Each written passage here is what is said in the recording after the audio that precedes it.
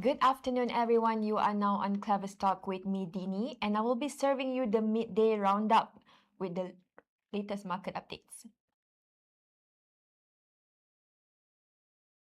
Opening today's midday roundup, traders on Bursa Malaysia opened the final trading session of the week on a cautiously optimistic note, supported by pre-Merdeka Day position adjustments and a positive spillover from global technology earnings. At 9:03 a.m., the benchmark FTSE Bursa Malaysia KLCI rose 3.09 points to 1,744.81, recovering slightly from yesterday's pullback as buying interest returned ahead of the long holiday weekend. Apex Securities noted that local market sentiment continues to be driven by the final batch of corporate earnings releases coupled with improving appetite for technology counters following stronger than expected earnings and an upbeat outlook from Nvidia. On the technical front, the FBM KLCI remains supported above its 9-day and 20-day moving averages, though it faces key overhead resistance in the 1,750 to 1,760 zone. A decisive breakout above 1,755 could pave the way for a test of the 1,770 to 1,775 level, while key downside support is anchored at 1,720, followed by 1,700. Individual stock performance was mixed across major heavyweights during early trade. Healthcare giant IHH Healthcare led gainers, rising 17 cents to 8 ringgit and 32 cents, while banking leader Maybank added 6 cents to 10 ringgit and 68 cents, and IOI Properties climbed 7 cents to 4 ringgit and 6 cents. Conversely, energy shipping firm MISC dropped 37 cents to 8 ringgit and 11 cents, while banking heavyweights CIMB and Hong Leong Bank slipped 11 cents to 7 ringgit and 96 cents and 14 cents to 20 ringgit and 74 cents respectively. Global market focus today centers on Federal Reserve Chair Kevin Warsh's upcoming address at the Jackson Hole Symposium for guidance on the future rate of U.S. interest rates. Moving on to currencies. The Malaysian ringgit opened higher against the US dollar this morning as market participants remain cautious ahead of policy signals expected from the US Federal Reserve Jackson Hole Symposium later today. At 8:01 a.m., the local note strengthened to 4.0255 to 4.0345 against the greenback compared to Thursday's close of 4.0305 or 4.0350. Bank Muamalat Malaysia Chief Economist Dr. Muhammad Afzal Nizam Abdul Rashid noted that forex markets will focus closely on Federal Reserve Chair Kevin Warsh's speech regarding prevailing economic conditions, with potential hawkish signals following recent inflation data likely keeping the ringgit within a tight range through today's session. In cross-currency trading, the ringgit displayed solid performance across major and ASEAN regional pairs. Against major currencies, the local note appreciated against the Japanese yen to 2.5268 to 2.5326 and edged up versus the euro to 4.6909 to 4.7014, though it slipped against the British pound to 5.4731 to 5.4853. Across regional ASEAN currencies, the ringgit firmed against the Singapore dollar to 3.1672 to 3.1715 from 3.1686 to 3.1724.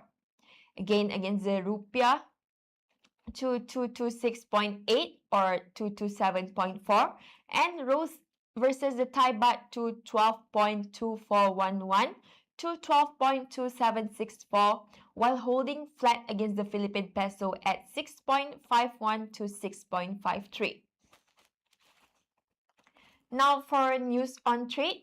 The Ministry of Finance has issued a clarification statement refuting claims made by Kedah Menteri Besar Datuk Seri Muhammad Sanusi Mat Noor regarding gambling licenses, confirming that the Madani administration has not issued any new gambling licenses or permits since taking federal office in late 2022. The ministry stated that all active licenses and permits remain strictly based on existing approvals issued since the 1990s. The statement follows recent media reports suggesting the federal government was expanding gambling permits in Kedah after the federal court on August 12 dismissed the state's application for leave to appeal a ruling invalidating its non-renewal of gaming premises licenses. Addressing the history of gaming policy, the Ministry of Finance noted that the previous Perikatan Nasional Administration had increased the frequency of special lottery draws from 8 to 22 times a year. Upon taking office, the current administration reversed that increase, cutting special draw frequencies back down to 8 per year effective January 2023.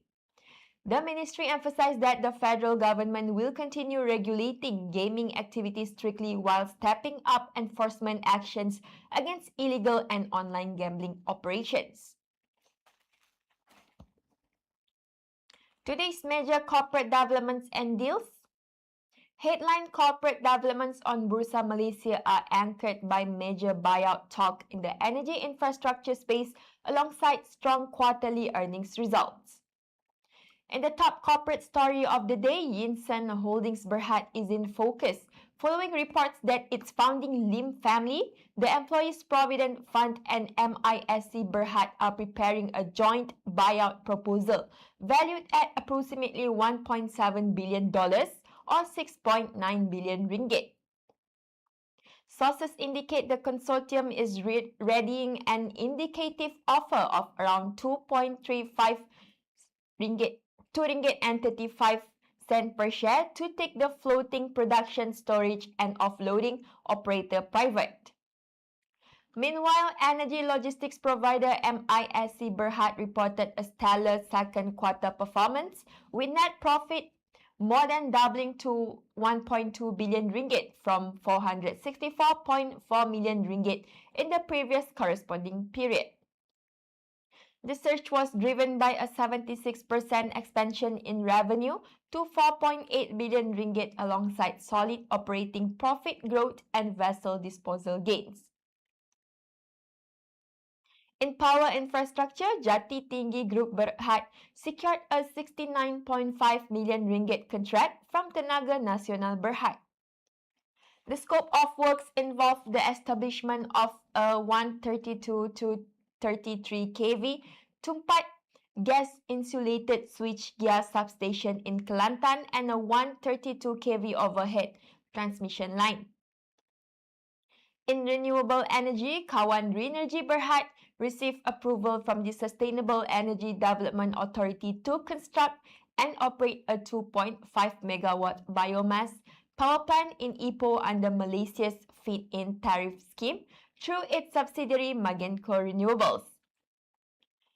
Across banking and corporate boardrooms, Hong Leong Bank Berhad announced it is maintaining its financial year 2027 loan growth target of 6 to 7% amid ongoing deposit competition and macroeconomic headwinds. Finally, IJM Corporation Berhad noted that non-executive chairman Tan Sri Tan Boon Seng or Krishnan retired from the board effective August 27, 2026. Up next, we have a tech sector update. Transportation IT solutions specialist GoHub Capital Berhad has delivered strong earnings growth for the first half of financial year 2026, supported by expanding public transit transaction volumes and new project deliveries. For the first half of financial year 2026, GoHub reported a profit before tax of 4.76 million ringgit, more than doubling from 2.32 million ringgit in the previous corresponding period. Net profit after tax rose 118.9% year-on-year to 3.58 million ringgit, while group revenue expanded 43.5% to 29.63 million ringgit.